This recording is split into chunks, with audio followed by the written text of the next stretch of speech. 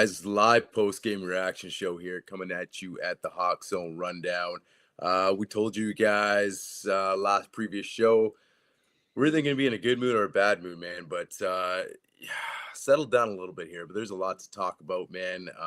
We're going to get into all of it.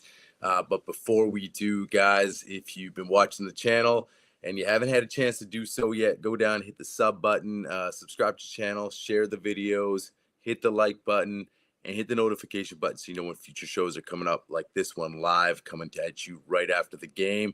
All of it helps the channel and everybody that's been supporting. We appreciate it. We're going to get to all Q&As. We want a lot of Q&As tonight. Want to get your guys' reaction, fan reaction. We're going to be jumping into all of them on the other side. Well, I'm the best corner in the game. And it's run. Get off me. DK. Yes, sir. Hey, it's John Schneider with Seattle Seahawks. And Washington's got a lead. Leo Washington. Smith and Jimbo. The Seahawks are going to hold the NFC Championship. Every year, the NFL does. Is it going to be another 9 and 8? Players who've got to finish something in Seattle. They have to fix the offensive Part of his line. success and part of Ambition of being the LOB one again. That's trading DK Metcalf. Play him aggressive. This is the HawksZone Rundown with Ryan and Bryce. Guys, welcome back to the show. Seahawks lose to the Packers 30-13 tonight. We're coming at you live. A lot of things to talk about this game, Bryce. I don't know where you want to start here, but first of all, get the Q&As coming in. We're gonna talk and get to a lot of your comments here throughout the show. But yeah, you know what? It was a tough one, man. My biggest takeaway was, you know what, on this winning streak, the defense has been balling out. We also played a lot of teams in our own division, and when you win divisional games, that's what you want to see. I mean, you want those division games. You need to. If you want to go anywhere in your own division, you got to win those games. But right now, what I took away, one of the things I took away was the NFC West is not the top tier of the league right now. We had a team that come in here. You talk about, we got another team in that same division coming in here next week. We talked about this Packers team, and I know we all picked the Hawks to win. We're riding high. There's a lot of things that feel good about this team, and we talked about how the Packers can beat you in a lot of ways. Run game, pass game, a lot of receivers. It was all on display today, man. But that was my biggest takeaway. We're going to get into a lot of things, man. But, yeah, man, what was one of your biggest takeaways tonight? Oh, there's quite a few. I was having conversations throughout the game. I was messaging with Dan Vians of Seahawks Forever because he was at the game, and I was messaging with Griff Sturgeon from the Seattle Overload podcast, just talking about like what we were watching, because it looked like this team was from Stranger Things, from like the Elseworld. Like, it was complete in that first half. Our defense didn't look like anything it had been for the first, couple, basically the last 4 games, this win streak that we've been on. The Packers came out on that first drive and ran the ball down our throat. And that was the one thing we talked about. You cannot let Josh Jacobs and that O-line get going. And like, they weren't just like, breaking the odd run here or there. They were literally manhandling the D-line and the scheme that the Seahawks had come up with to start this game. And then off of that, so we go down 7-0, and I'm like, okay, like, it's fine. We were in that similar situation with the Cardinals. Like, it's not the end of the world. Like, you don't have to change your offensive plan, come out, run the ball. And I'm going to say it right now, but holy shit, we didn't run the ball except for like 3 times of significance. And it wasn't like, we were even trying to. It was like the minute we got down 7-0, it was like, okay, cool, we got to go pass happy. Like, we got to throw the ball. And it was like, what are we doing? Like, Zach Charbonnet is still in our backfield. Like, let this O-line get in the groove. Like, control the clock. Like, move the ball. Like, we didn't even try to run. And yes, we get the first pass to DK. And it's like, the thing that I wonder, and this is the thing that, I was talking with the 2 gentlemen about too, that, Dan and Griff, was like, how does this work with Ryan Grubb's thought process? Is it like the minute you hit a play over 10 yards in the pass game, we abandon the run and we're just going to pass the ball down the field. And then even in the run game that they were running, it was nothing that they had done successfully against Arizona. Like, you had completely gone away from your gap pull scheme and going downhill to this, we're going to gap pull sweep and run these outside bending runs with Charbonnet, which is not his strength. The only time you saw it was when Charbonnet finally got a corner after the Packers realized you weren't going to run the ball and were in a pass set and you got the edge on them and Charbonnet took it in. Now, I know you lost Olu in the game, but man, like, I don't know, like, and there's a couple questions we're going to put up on the screen here for our listeners and viewers, but man, I do not see a synchronization of identities with Mike Macdonald and Ryan Grubb's offense and the way Macdonald wants to play football and the defense they have and the way that we play offense, because they don't mesh. Yeah, I was texting you a couple times throughout the game tonight, like, really upset. And the biggest thing was running the football. It was like, dude, you decided to just completely go away from it. Especially when you had a guy that just had the best running game of the season. Like, here's a guy coming off. It'd be one thing if Ken went down and Zach's first game as starter and you're a little gun shy about it and you're playing the Packers, you have a good run defense. You're saying, you know what, I'm going to go a little more pass heavy. We could understand that a little bit, even though your offense is predictable, dude. Like, every time you line up in shotgun, how many times you do it, the Packers know what you're doing. They're pinning their ears back. You know, we want to talk about, sure, the offensive line gave a lot of sacks. You're on that defensive line, you know what's happening. You're just pinning your ears back and going after Geno and then going after Sam Howell. But, man, my biggest thing was, why don't you give the ball to Zach? Slow this, wear this defense out a little bit. Like you said, give this offensive line some time, get in a rhythm, and at least try to get in some type of rhythm running the football. I didn't understand it. It goes back to, what is Ryan Grubb doing? You know, you want to give him the benefit of the doubt, but how can you? And then when Sam Howell comes in, you know, when they turn the ball over, when they get the ball, and first of all, Zach runs it in for a TD. I text you, I said, finally he's listening. It was a nice play. Zach runs it in, touchdown. I'm trying to remember then they get the turnover. When Ernest Jones knocks it out. No, they got the turnover and then they went down and scored. And then they scored. Okay, but then there was a 10-point game, I think. And he yes, it was. It was a 10-point game. He completely goes away from running the football with your backup quarterback in the game again.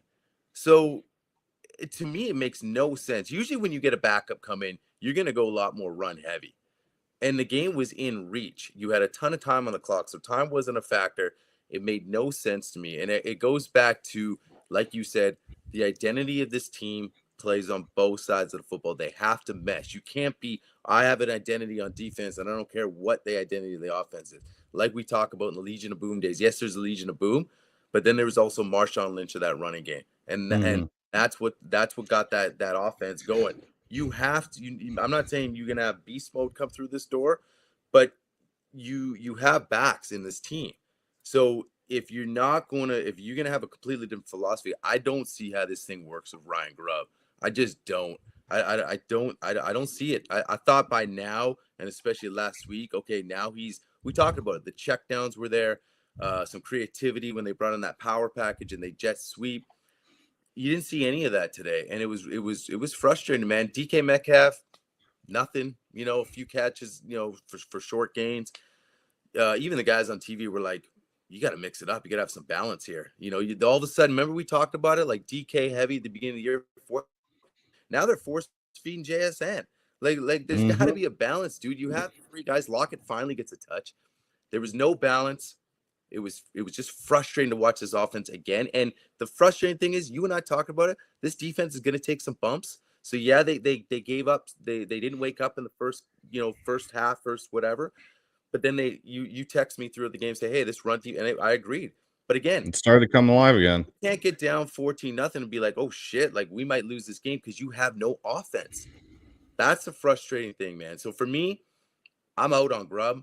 Even the next few games, I just don't see there being a massive turnaround. I'd love to see what kind of resumes could come through that door in the offseason. Yeah, I still am going to hold out judgment on Grubb until the end of the year. I think there could be a chance that he decides to go back to college.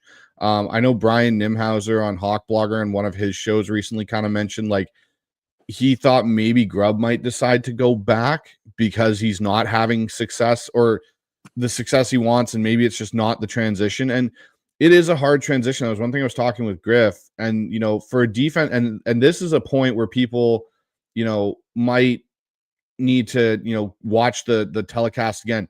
The DC for the Green Bay Packers is a rookie DC, and he was the head coach at Boston College last year. He jumped from college to the NFL, just as Grubb jumped from college to the NFL.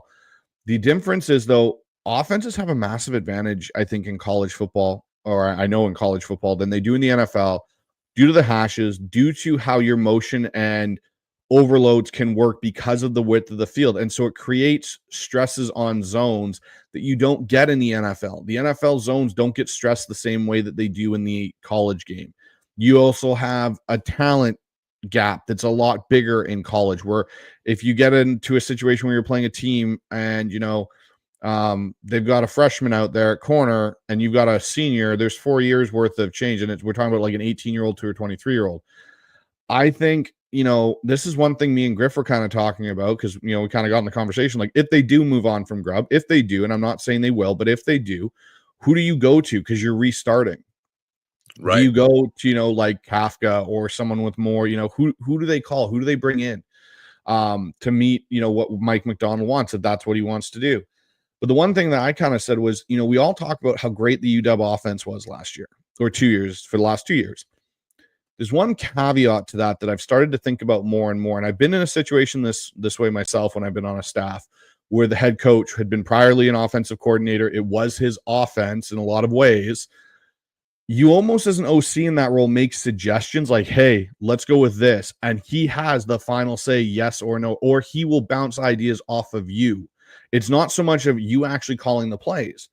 And so I wonder, to an extent, and I don't know if anyone does have the actual answer, but was it really Grubb calling all of the UW games last year, the last 2 years, or was it DeBoer that was actually calling it? Now, what they may say out publicly in the media may be one question thing, but what is the actual true question or answer to that is, was DeBoer really going, okay, yeah, we'll do that, or no, I want to do this instead? And maybe that's why Ryan Grubb decided not to stay in Alabama and come to the NFL, where he could actually maybe prove that the system works with him calling the plays. We're obviously seeing the byproduct of that. I still think the O-line was atrocious tonight. Like, Lamea fell back down to earth. Abe Lucas kind of had probably his worst game since coming back. Like, he was getting bullied by Rashawn Gary.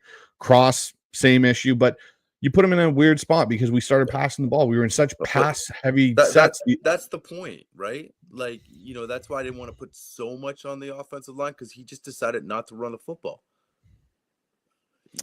That's a fair point. I will say there is one positive I think that did come out of this game, as much as everyone's going to talk about the negative of the score and Gino's injury and everything.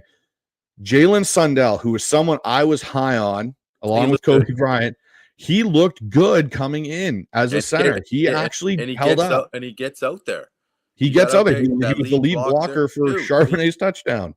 It was good, and to credit to you, man, because when we were putting together those all 53s, if you guys have been watching the show even back then, that was one of your guys on the roster, Jalen Sundell, and it obviously that turned out to be right. But I don't know, man. Like, I just the lack of running the ball for me was just a head scratcher, especially the way. And I understand we talked about it for the preview show. Hey, this is a better run defense team. So what, man? I mean, that doesn't mean you don't at least try to go at them and get them off their feet a little bit.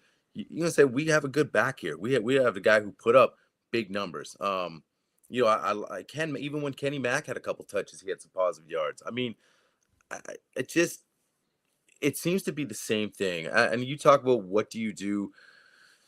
I mean, look, we're obviously emotional at this point because the game just ended, but you're seeing it week after week. It seemed like there might have been a little turnaround from last week, but when you're playing against these top teams, which Packers are top team in the NFC, you have to be better than this. And it just, even when Gino was in there, it's not like he was hurt and everything just went to shit. Like, they didn't do anything with Gino in there.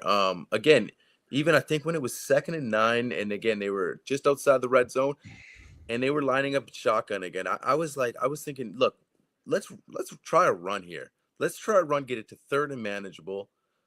And it's because when they did that, and I said, if they don't complete this, they're not scoring a touchdown. There's no way. Because again, they're going to be 3rd and long, and we see what happens at 3rd and long, and he almost throws back to. I mean, the ball before the pick should have been picked. So I didn't like the play call the first time around, and then the second one was just a bad decision, a bad throw. It was Geno again making bad decisions in the red zone, and I think. Again, like, yes, we both think he's going to be here for another couple of seasons, but I think because the way this team is, but if this team gets better in the offseason, like you have a real dominant defense, and I know we were jumping the gun a little bit, guys are getting excited about this there's still some things, but you have to think that in the offseason, this defense will get even better with Mike having a full offseason.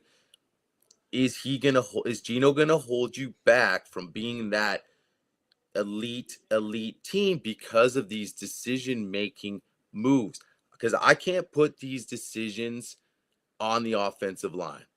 You have to be better than that. That's what I think. Like, I think these type of red zone turnovers, because I don't even know how many interceptions he has now, but and I agree. I think he will, like, he's good enough to get the 2-year extension, or 3 more years here. I agree with you. I think that's what will happen. But, and again, it's not easy to find a quarterback, but it's really deflating when this happens over and over again. It is, and this is where I look at the very top of this whole issue with this, and we see all the comments rolling in, guys, so don't worry, we will get to these. The biggest thing for me is I pointed at John Schneider, is you have neglected this offensive line. You then, and again, this isn't defending Ryan Grubb, but it is to an extent. You then bring in a rookie offensive coordinator and a rookie offensive line coach that have never coached at the NFL level and give them that where your really only talented player on that was your left tackle. Right tackle's injured, coming back from an injury. We don't know how bad it was. And you then go out and expect this to work. It's like, you get given an IKEA table to build and they don't give you half of the pieces to go with it. It's like, okay, cool. Just make it work somehow. These kind of fit, but they don't really like. So I look at that as a big first step in it. And the second part for me is, you're right. Yes. Geno's interception today was bad in the red zone. Again, it was another red zone turnover. And the throw before that, the back shoulder to JSN, didn't make much sense because that's not JSN's thing. Exactly. It should have gone to DK in my opinion, or, one of your tight ends, but you get into these situations and it goes from the play calling, like that whole drive down the field, you barely ran the ball. You make Geno think he's got to play hero ball, which is where you get these turnovers. Like, I can't settle for a field goal. We have to do, and I know it's not the right thought process. I get that. I 100% get that. But you can't then fault him when that offense is so bad with their play calling and it puts him in that situation. He has to make something happen and it backfires. Again, I don't like the red zone turnovers, but I think it's more of a byproduct of a bad O-line that's been bad for years, a rookie offensive coordinator and O-line coach that aren't necessarily ready for the NFL, to then go with a quarterback that has a tendency to be a gunslinger. It's just not a recipe for success. If you had more of a veteran offensive coordinator, like just hypothetically saying, I don't know, you say you somehow end up with Doug Peterson, who's been around. And I'm not saying that because he's veteran.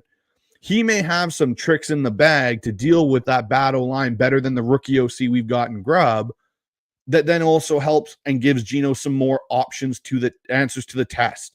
I don't feel like Geno's being given a lot of options on, hey, we can check out of a play, but what does he really get to check to? Is it something where all of a sudden it comes from deep to short, or is it like deep to less deep?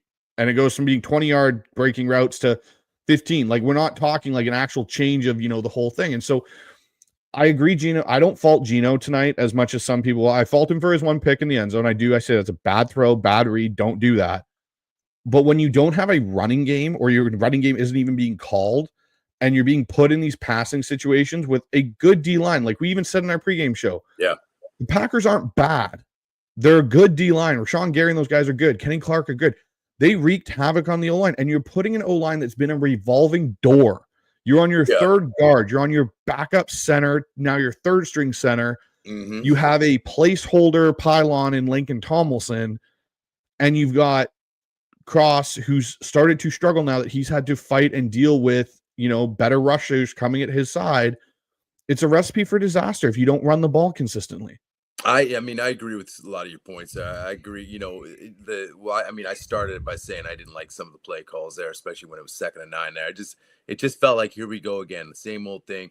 We get the ball, we drive, we have a nice little few plays, and we're getting down the field, and then we either get stopped or we get pushed back. It's negative, either a penalty or a bonehead call that we lose 5 yards on. It's kind of the same thing. So I agree with you there, where there was zero attempt at a run game today, and that was a frustrating thing. I thought, and I said on our preview show, I really thought they were going to come out and do the same thing in that they did with Zona. And I understand he's probably thinking, man, this is a different defense.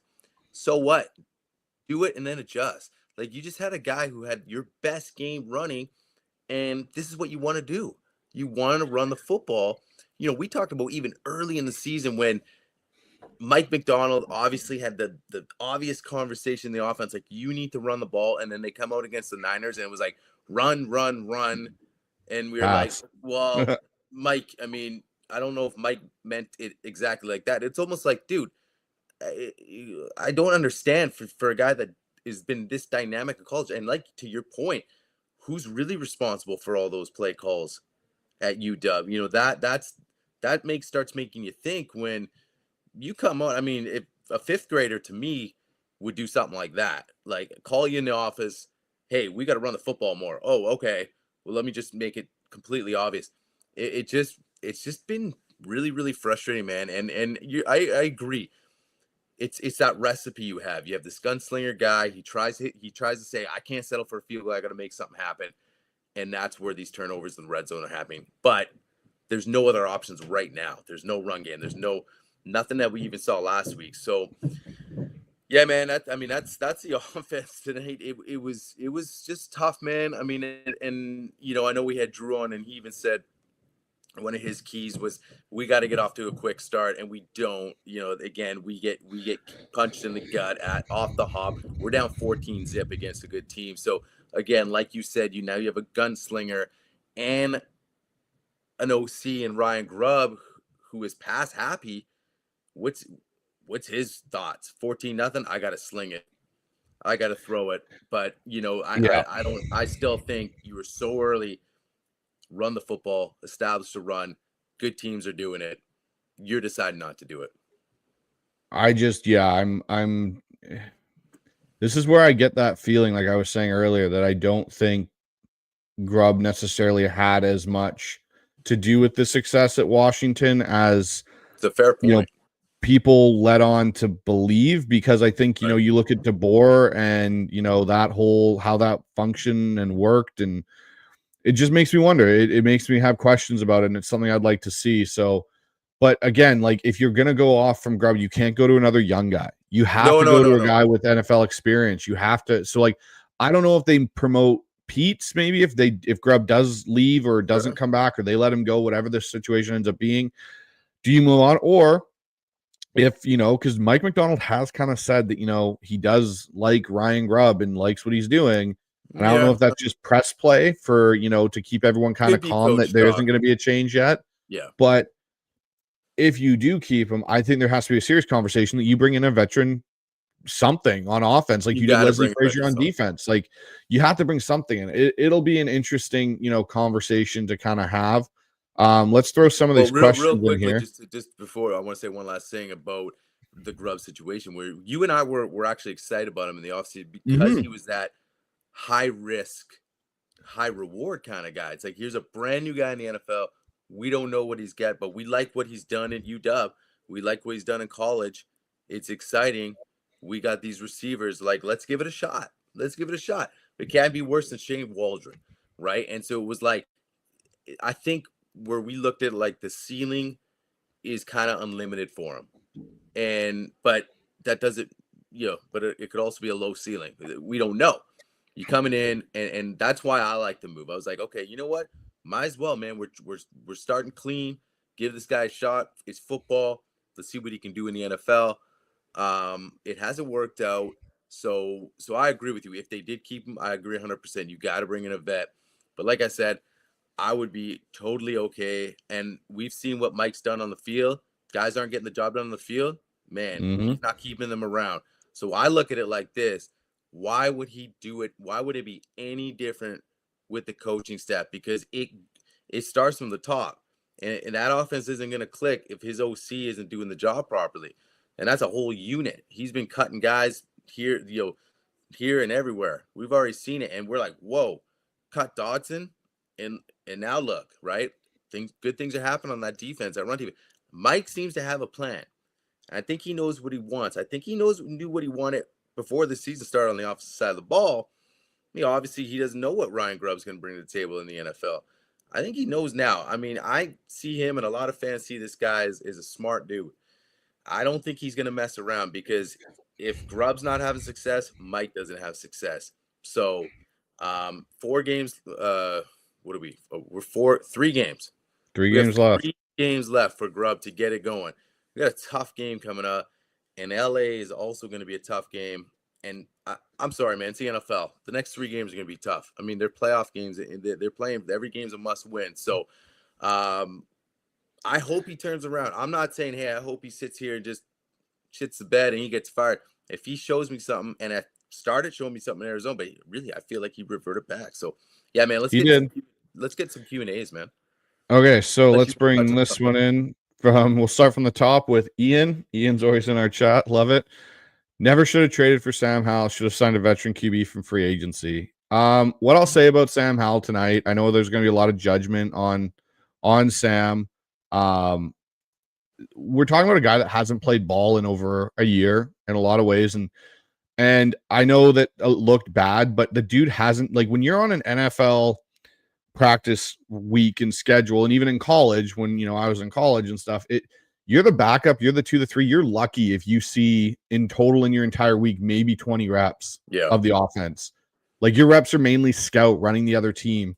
So like I get what people are going to say. They're going to say, hey, he was horrible, he was bad. Yes, 100%. But he got put into a situation where you weren't running the ball. Green Bay knew what you were going to do. They had that locked in. Your O-line was playing horribly prior to your starter even going out. It's just not a good thing. Here's one. Look at Greg right here. Right, felt like the Hawks would never. Hawks would score TD on offense, and where was the quick game when Sam came in the game? And that's what I said. I was texting you, like, it disappeared, dude. Like, your backup comes in the game.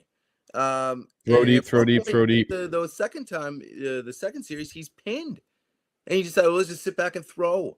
He's trying to, he's throwing across the middle of the field. I mean, what do you expect's going to happen? Like, to your point, he's got hardly any reps. He hasn't played ball, not expecting to play. I mean, you got to be ready, but you're coming in live action. There was nothing for him. It was like, just drop back, and then this offensive line, the defensive line is already pinning the ears back the entire game. Now they got this backup, and what do they do? They're not thinking anything differently. Let's go get this kid. I mean, so to Sam's defense, man, like, there was nothing he could do. No, there wasn't. And this is a thing Jeff Simmons just posted on X, and he goes, don't know what happened to the Seahawks run defense in the first half, but seeing the Seahawks 2 starting tackles get bullied by a bottom 5 pass rush for all 4 quarters, and another perplexing game from Ryan Grubb where Charbonnet only got 8 runs are a big red flags. Yeah, the biggest red flag is the lack of the run. And the fact that Cross and Lucas Buck got bullied by like a bottom 5 pass rush. Like, Green Bay's not known for it. They got talent, but they're not known for it this year to have a great pass rush. And the way they played tonight, you would have think they had a top 5 pass rush. 7 sacks. Like, that's ridiculous. Yeah. But again, when you have 0 run game, it's like attempt to run the ball, I mean, the defense is just going to just dig in. So I'm not excusing Cross and Lucas. I'm not saying, hey, that's fine. But I just, again, if you were going to go rank them in order, for me would be 1, what the hell is Grubb doing? Period. No, exactly. And so, like Ian says here, very jealous because the Packers O-line was efficient and our O-line was abysmal. Yeah, like their O-line isn't stacked with first-round picks. No. It's stacked with UDFAs and guys that they've identified and gone and got. So, it's not a, situation where it's we've missed because we haven't been looking or scouting correctly. Yeah. I mean, also to that point too, is that the run defense showed up in the second half. So the Green Bay O-line, as far as our run defense, they're trying to run the ball with Josh Jacobs. We really, really shut him down later. Leonard Williams came alive. So it was good to see that turnaround. Here's one from Gary. What are your thoughts on Sundell? With Olu's injury, he may need to start next week. I thought he played really well for someone's first NFL start. And we touched on in the beginning. Sundell's probably the biggest bright spot of this game is like, we might have a diamond in the rough center, potentially. We'll see what happens. But the guys on telecast, Collinsworth, they even mentioned they were showing about 3 plays of Sundell, their first 3 or 4 plays, because they were trying to throw stuff at him, man. They were trying to get some action at him. And I gotta pull this one up, man, because I was thinking this same thing watching the game. I was. The camera went over to DK and he wasn't doing anything, but you could just, they were getting their ass kicked. Just a shot of DK, and I'm thinking like, because Collinsworth and the guys were like, this is what DK does. Double teams, opens up for Jackson. And you and I talk about that. But again, at some point you got to take a shot. You got to take a shot with this man. I don't disagree. So now if I'm DK, and I'm not saying he's going to do this, but there's got to be some frustration setting in with him as well. And I think he's happy as hell with the success that JSN's having, because that's only going to make the offense better. And I think he genuinely is happy. There was that one shot where they show where DK has an underneath route, curl route or something, and then JSN's just kind of over, and they left JSN alone. And there's DK sort of signaling like, he's all fired up for JSN in the play, obviously first down. But I don't know what you think, man. But I just think that, look, if the money's on the table, I think he signs and he stays here. But and they're 8-6, so it's not like they're 5-9 or whatever. But I just think that at some point, because that was one of my keys to the game, I knew they were going to obviously zone in on DK. But I thought for game changers, this guy gets a game ball. I got to see them take a few more shots. That's all. I agree, but here's a bad stat line for that. So JSN, 12 targets, 10 catches, 83 yards. Great. Happy. Sure. DK, 3 targets, 3 catches, 28 yards. Yeah. Tyler Lockett, 1 target, 1 catch, 22 yards. That was better than 0 and 0. No, but I'm just saying, we're talking about DK. That is being a decoy.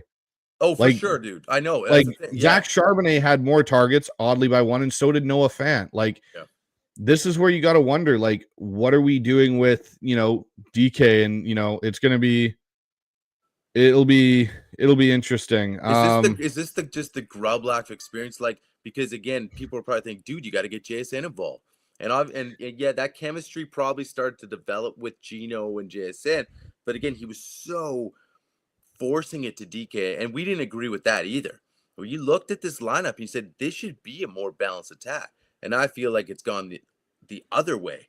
Like there's no they took a couple of there was one drive last week where I think they went back to back, but that was when DK the ball was underthrown, and I'm thinking 2 games ago. Anyways, just it's few and far between right now for me, and I feel like there needs to be more of a balance because you have a lot of weapons on this offense. I still believe we have weapons. I'm not going to sit here and say we need to overhaul the offense. Like, yes, you and I know they need to fix some of this offensive line. But as far as the skilled players are concerned, I mean, you got to be better than what's going on right now. I agree. Ian says overhaul the roster, right. OC change, GM needs to be under a microscope, draft and develop a QB. I agree with 3 of the 4. I agree with 2. I agree with 3 parts of that. I agree with the OC potentially being a change.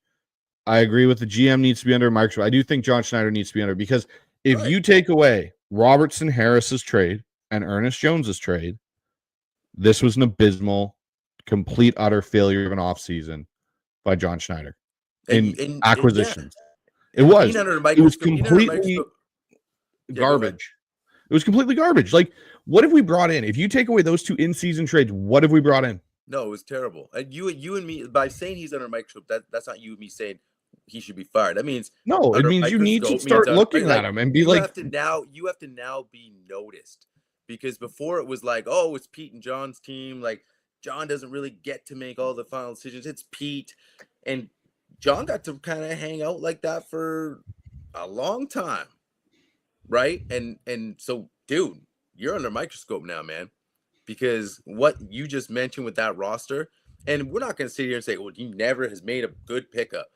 Ernest Jones, great in-season trade. Leonard Williams, great. But, I mean, listen, every GM is going to make a good trade. But you can't just coast, and then the things that you sort of just, ignore and be like, it's not an issue. And then it becomes your biggest issue. That is now you being under a microscope. And then his third thing that we agree on is I think you and I talk about, this is a draft potentially where they could get a quarterback that they could develop, because there's not a lot of maybe first round talent, but there's that guy you can get in the second round or third round or day 2 where you can say, okay, maybe this guy sits if Gino's here for another 2 seasons or whatever. It's an interesting spot. here's the big question right now. Can this team win games without Gino? I would say okay, quick answer, and I'll let you expand. I would say yes. I would say yes, Okay. just because of the way this defense is playing. Now, yes, they were asleep the first quarter or more, completely asleep. The run defense was asleep. I still think this is a good defense. I still think this defense can hold most teams under 20 points. So, and if they can run the football, then that's what I want to see. I want to see a balanced football, balanced running the football to give Sam a chance. I'm not going to judge Sam off coming into the game off an injury. No, and I'm not. That's just that, and I'm not going to also sit here and say Sam's the future, because I don't believe that either. But I think, yes, they can win football games. Like Malik Willis won football games in Green Bay.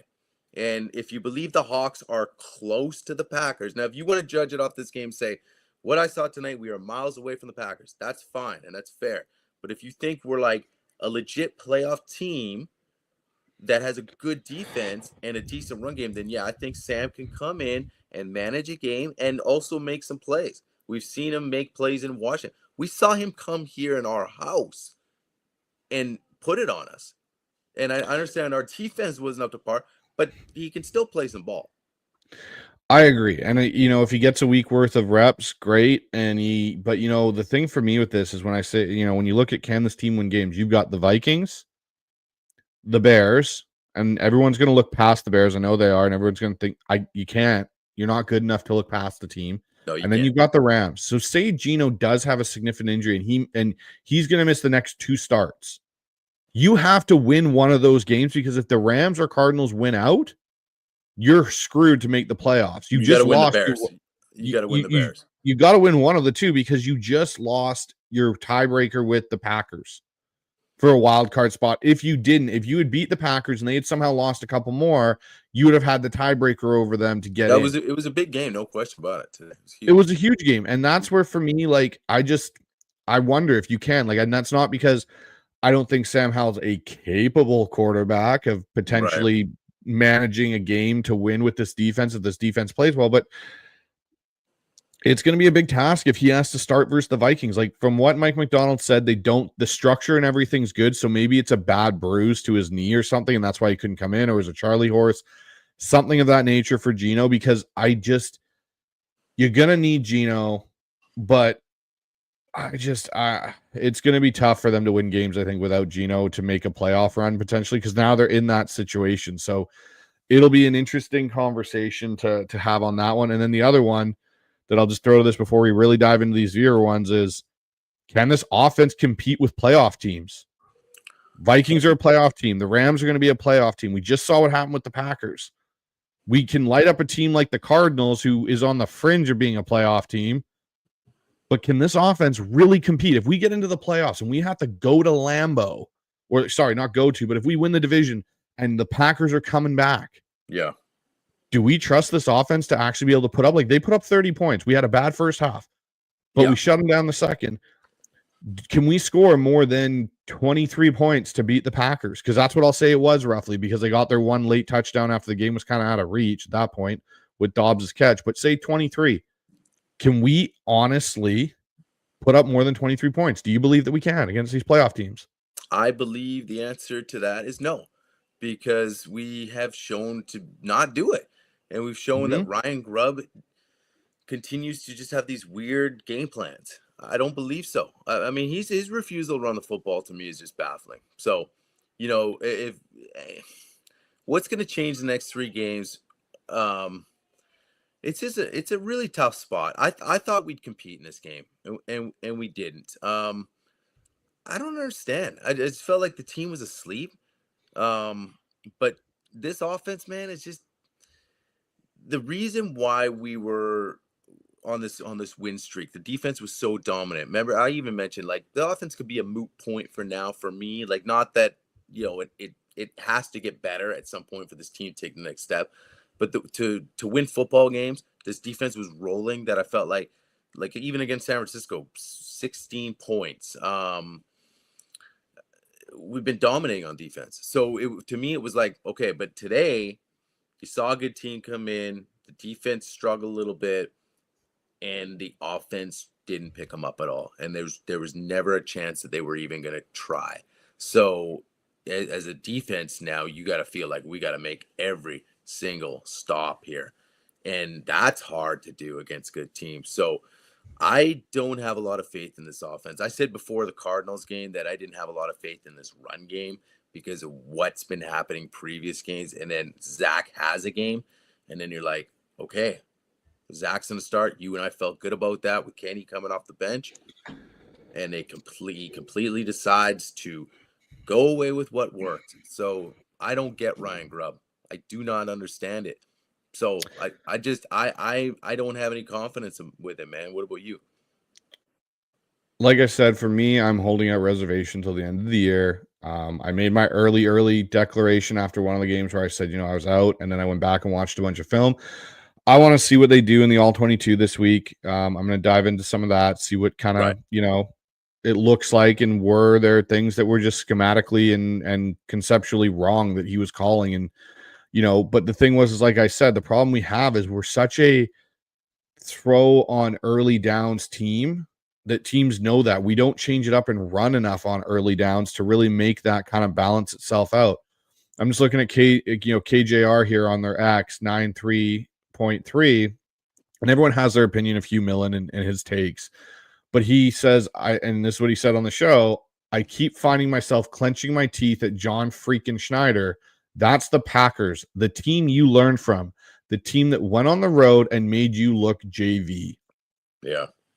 They did. They came in. Yeah. And one thing I'll say is, as much as Brian Nimhauser tried his darndest, and I appreciate everything he did with that reselling of tickets and stuff, my gosh, did it sound like a Packers home game when we were on offense. You could hear the go. Well, what did I say? What did I say preview? What did I say preview? I know you did, but I thought at least it's Sunday night. You'd think with the action green and all that you'd see some more, you know, Seahawk fans there. And it just shows you that, like, our advantage that we used to have there is gone. Like, the crowd got loud, but it was nowhere near what it used to be. But well, it's also, the other thing is, I will say this, because like I said, I always say I'm not going to sit around and blame the 12s, because no, it's a different environment now with ticket prices. It's crazy. I don't care what sporting event, concert, it's insane.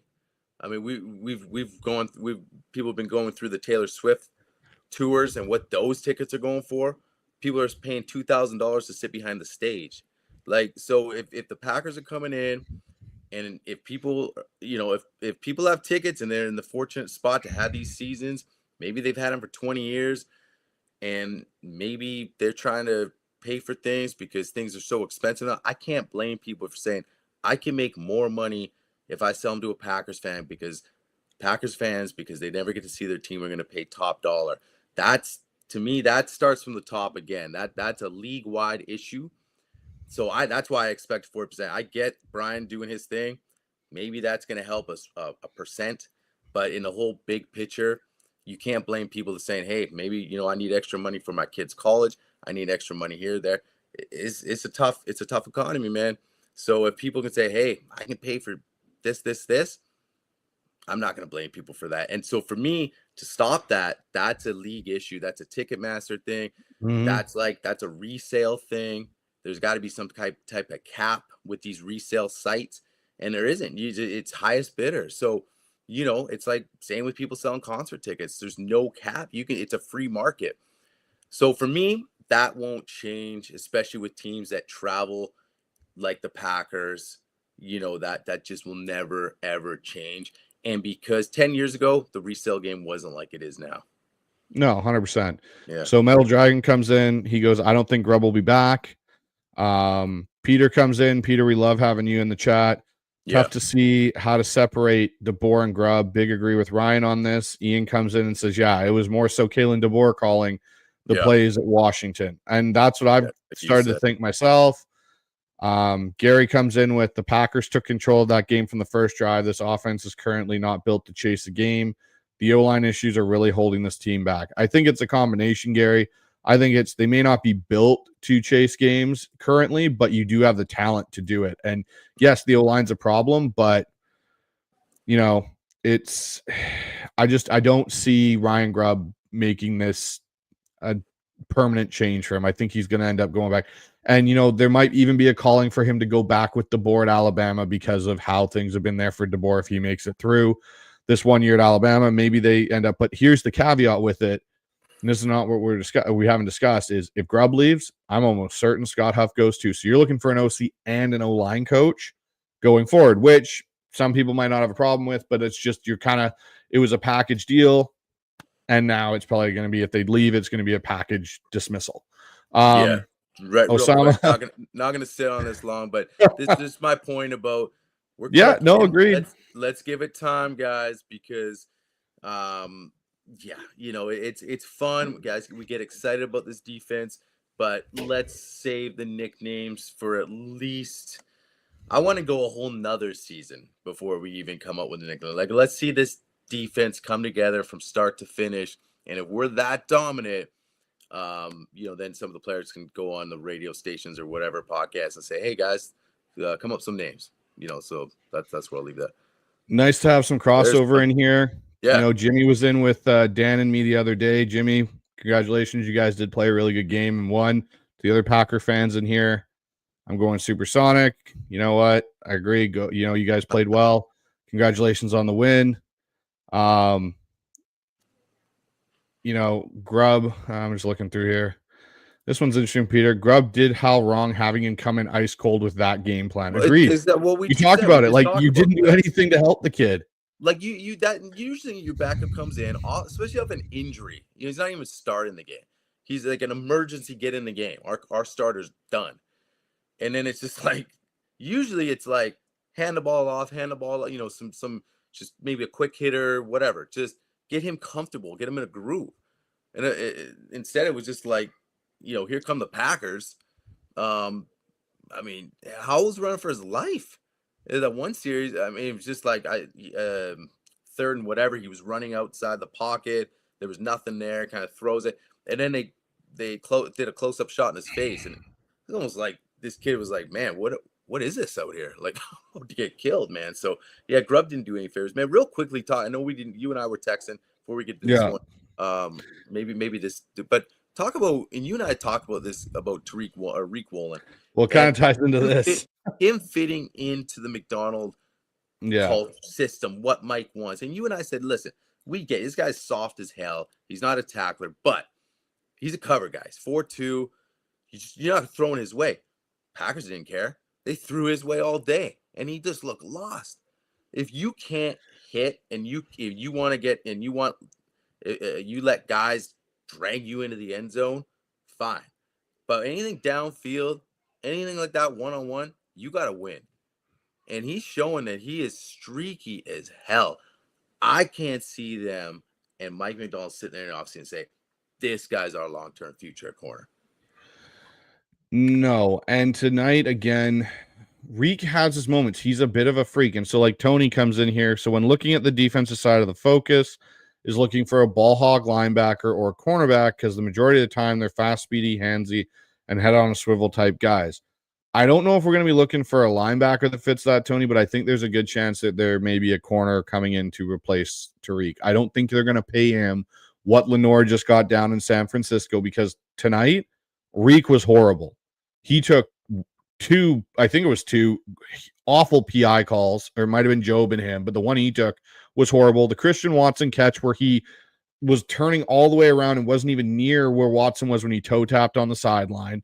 He got dragged into the end zone by Romeo Dobbs on, and like I said in a Discord chat I was in for the 12 Talk show, like that's the one I was talking about. Knight should have made a better play. You could see his rookie side come out a little bit. He should have known to slide in there, that it was going to be an inside release based on how Wolin's leverage was played on the outside, but you still can't get your ass dragged in from the 5-yard line. Like, stick your feet in the ground and pull, man. Like, you waited for Julian Love to come over. Like, not that dude. I don't know. He's I'm not just gonna do it. I know, and that's why I think he's not a, like, I look at Josh Jobe, he comes flying in. I look at Witherspoon, he comes flying in, and he'll stick his nose in there and try and make a play. Same with Love and Bryant. And, I think there's a chance that the reason they drafted Nehemiah Pritchett, he's tall, he's fast, he's similar to the speed of Woolen, but he's got more years playing corner. I don't see it from Reek that he's going to get paid in Seattle. I think he may be even a trade piece next year if they want to go get something. Maybe they trade Reek Woolen. He statistically off PFF looks like, yeah, he has great moments, but also very bad ones. He does. Woolen is, this is what I always say this. I think Staten Rob State was on the show with us too. As we said, hey, this guy's a 5th-round pick for a reason. So sometimes you're going to get a great play, and sometimes you're not. Sometimes you get a little bit of streakiness from you picked him. That's why this guy was a late round pick. Sometimes you hit in the late rounds. We hit late rounds on Legion of Boom, and I think that's where sometimes you're quick to be like, well, Richard Sherman was a late round pick. You go through the board of guys on Legion of Boom that were late round picks, but man, that's fewer. Those are diamond in the roughs. And yes, he has the physical freakness, but that doesn't translate to killer instinct, killer DB. It just doesn't. Track speed, length doesn't mean, hey, this is going to be this top corner in the NFL. I think his mentality is his mentality. You talk about the Dobbs thing. You don't teach that stuff, man. Like by now he should know some of the fundamentals. He just doesn't have that in him. And like I said, I'm okay with that if he's a blanket on everything down the field, and you just you do not take shots down the field on Reek's side. He should be bored out there, but he got more action than everybody today. Yeah, it's just, yeah, it's, oops, sorry. It's, oh, here's a good one. MWM, welcome back to our chat, man. Always good to have you in here. Last live show, I said no more excuses, time to put up or shut up. This game proves Hawks can't hang with bigger playoff contenders, so I don't think playoffs is feasible.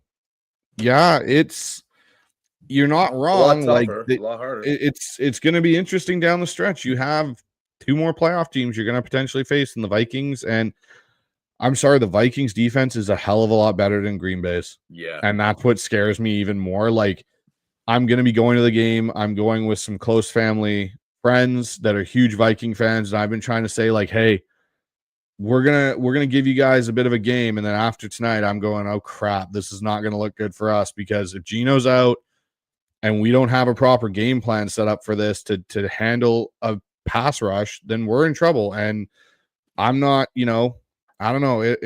It'll be interesting to see how. And that's why I said I didn't really care who won that Niners-Rams game. Matter of fact, I was like, whatever, let the Niners be out of it, because I'm not gonna sit here and be like, oh, I hope mediocre teams that are 500 lose, so we had a better chance of the playoffs. If we're playing bad and we get the playoffs, we're gonna be one and done anyway. So why get excited about that? That's just gonna make everybody more disappointed, right? Like, we talked about trending in November and into December, and we liked how we were trending. Now, we're not like, oh, this whole team sucks, blow it up. We're not saying that, but we're sort of saying, okay, might be where we're at as a team. And if the season ended today, I would still take a lot of good things out of this season, especially on the defensive side of the ball. And we know some things that have to get corrected in the offseason. So I still think there's a lot to build on in 2025. But like you said, 24 is a transition year. What can you build off of at the end of the season? You have to have something to build off of. You can't just be the same. Like the first few games, the way the run defense was, or halfway through the season, that'd be hard to build if the season ended then.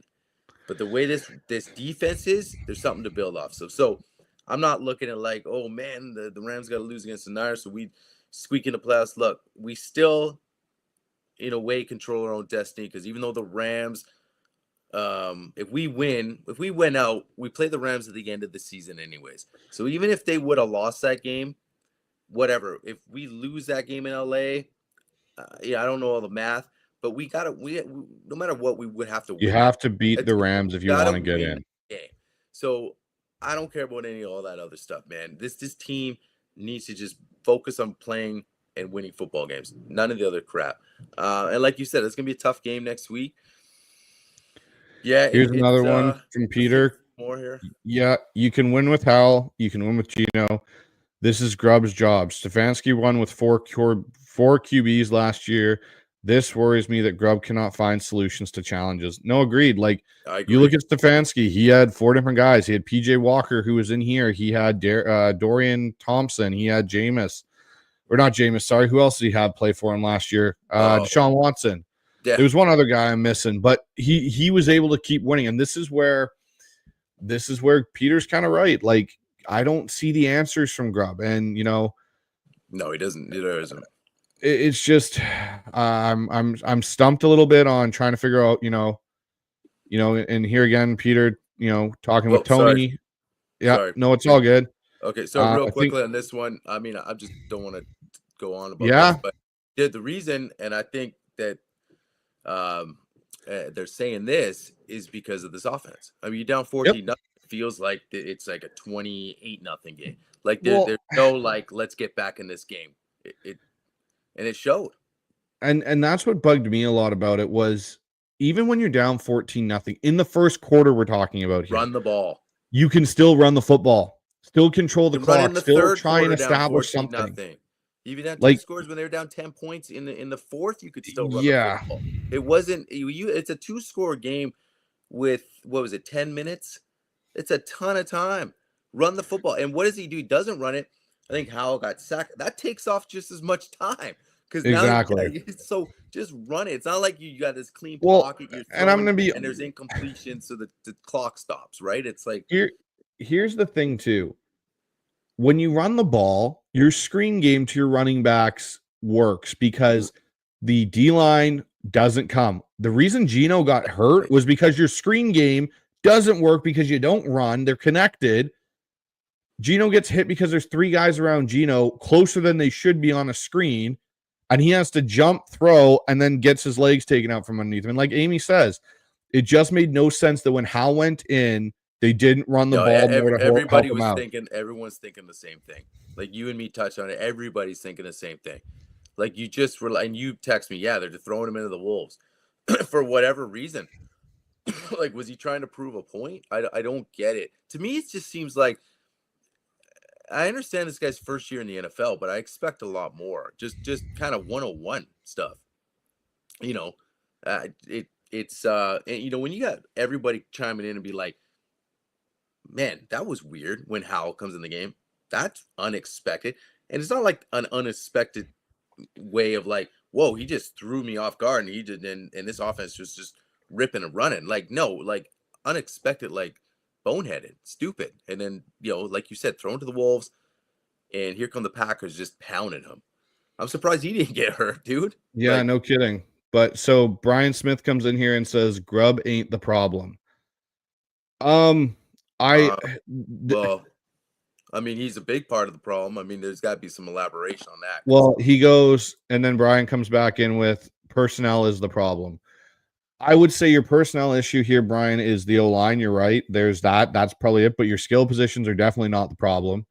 And Gino's not that bad of a quarterback that if he, had a proper offensive line, he wouldn't be doing better. But there are philosophy and play calling issues with Ryan Grubb based on how he is comfortable and used to calling plays. And I don't know if you were in the very beginning when we were talking about the DeBoer and Grubb factor when he was at Washington and how much was Grubb really involved in calling the plays there.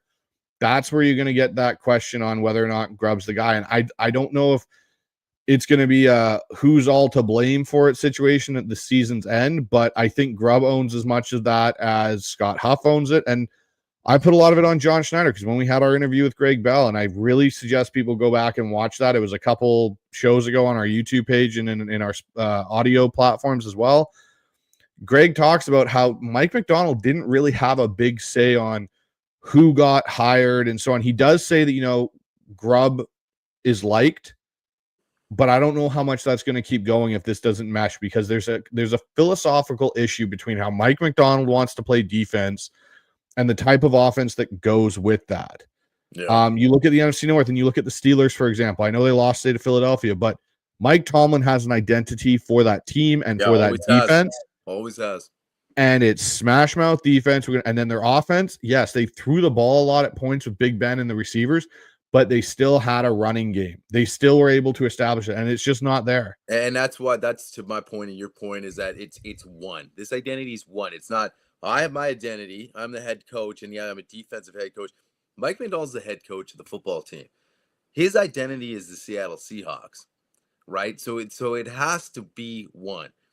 All you have to do if you follow the Seahawks, go back as recently as the Legion of Boom days of Pete Carroll. What we just said is that it wasn't the Legion of Boom and in a completely different identity of offense. You had Marshawn Lynch, and he was brought in for that reason. And then what did Pete do when Marshawn left? He kept trying to replace him. He wasn't like, let's completely go away, until they finally went to like let Russ cook for half a season.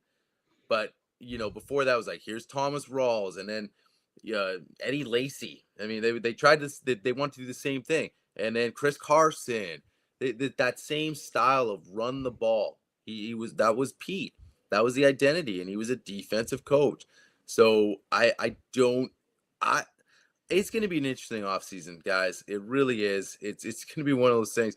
You're talking about Ryan Grubb, new OC player. It's going to be wild, man. But I will say this, for all the negativity tonight, I still love where we're at as far as like this season with the first year regime and Mike. I'm more confident in Mike Macdonald now that I could say I am confident with this guy for his whole contract, right? I really feel like he can build something here, and this defense, when he gets a full off season, that's going to be interesting to see. Does a guy like Reek get traded? You know what I mean? Does he sort of really get this defense exactly how he wants it? That's going to be interesting. It is. And Peter comes in here. Wait, are we talking draft? Just joking. Brian does bring up a good point here. There are 32 teams in the NFL. Not every team can be number one in every category. Totally agree, Brian. You'd like to see your offense start to be more consistent. And that's the issue I think you're seeing here is I just don't know if Ryan Grubb's offense that he's so accustomed to using translates the way it should to the NFL. And that can be literally due to motion, hashes, talent gaps you see. It'll be something, I just want to see Ryan Grubb up in the podium. If someone ask him, why didn't you run the football? Why didn't you attempt with Zach Charbonnet? Especially coming off a game like that. And that's what we're talking about here. We're not talking about like, oh, we're sitting here crying because we lost to the Packers and we're not the best team in the NFL. It's like, why are you not at least trying to run the football? And then you saw the result, right? So I want to see those types of questions asked to this guy, because I think at this point of the season needs to be. And yeah, to his question or point, we're not sitting here thinking we should be number one in every category. But to your point, yeah, there's got to be some type of philosophy that it just feels like he's lost. You go back to a couple games ago with the 10 plays from the 1 yard line. And I know you talked to Greg about that, but I feel like these things are just building up, and it's like you lost there, you lost here, you're coming into this game. And hey, I mean, he's the OC of the Seahawks. So you think, hey, he knows more ball, but that's not the point. The point is that you have to show something. You have to show something to legitimize that you should be the OC of this team. So, man, if I had to bet on it, just the way I've seen his style of like, hey, man, if it's not working, we're moving on to something else quickly. If you would say, hey, you got to bet a good amount of money or whatever it is on will Ryan Grubb be back, I'm gonna lean towards right now that he won't be back. That's just a hunch, and the way things are going, that's my opinion. But I know you're saying you're gonna wait it out, and that's fair too. I'm gonna wait it out. But I think if Ryan Grubb does not come back, it'll be because Ryan Grubb decides to leave. I don't know if Mike McDonald will fire him, or move on, however you want to put it. But Brian comes in with one serious question. He goes, "Is Grubb any worse than Waldron?" It feels like it. I'll say this: Grubb is run game wise worse than Waldron. I think is a fair criticism. Yes, the run game is worse, I think, with Grubb. But he has unlocked certain aspects of JSN that we weren't seeing. And it's almost like we can't have both. We can't have a functioning run game. And I'm not saying Waldron was like blowing you out of the water with his run game, but you can't have a functioning running game and JSN working at the same time. Now you're getting JSN working and you lost a running game. And, we don't that's even where have it's going to be interesting. Touchdown. It'll be interesting to just, I don't know. It'll be interesting at the end of the year. Like, I can't wait for the offseason in some respects for myself, because I can really go in and dive into this and dive into the numbers, and really watch back some of the stuff and see, what they were trying to do, maybe what they were missing, and even compare some of the Huskies stuff that they were doing. But okay, we got one more here, and then we'll get out of here because we got a show tomorrow night, everyone. Right. Yeah. The last one here from Connor. Sorry, Connor. I almost called you Colin there. Jones, Chenna, Lincoln Tomlinson, Tyler Lockett, Noah Fant. How many of these guys are coming back next year? Set the over under at 2.5. I go under 2.5. So how many guys coming back? You're going under. You're thinking less than 2.5 of these guys coming back. So you got Draymond. Well, Chenna, Tomlinson, Lockett. So Tomlinson for sure, no. Lockett, no. I don't think Fant's back unless he takes a massive pay cut. I don't think he's back. So I'll say under 2, because I think D Jones and Fant, one of them maybe. Like I can see a restructure for Jones, and Chenna is another one, but not both. You know what I mean? No, so I think one of those two. Yeah, I agree with you there. So I'm not going to say which one, but I agree with you there. So I would say like we know the obvious ones. And then I think between Fant and Jones, one of them maybe gets restructured, and that's a maybe. They could easily both be gone. I think here's I the thing: see Jones restructured. I think Jones gets the option to restructure, right? And if he doesn't take it, he's gone. Yes. Chenna's going to get restructured because Chenna took snaps away from Derek Hall tonight, and I wasn't impressed. Like Chenna was nowhere near being a factor at all. I agree with you. And I get he's coming back from injury. I do understand that, but taking snaps away from Derek Hall, you could see a bit of a change. I don't think Noah Fant's back because AJ Barner is coming up. I think, they could potentially draft another tight end or go get someone off free agency that's cheaper, that fits more what they want to do.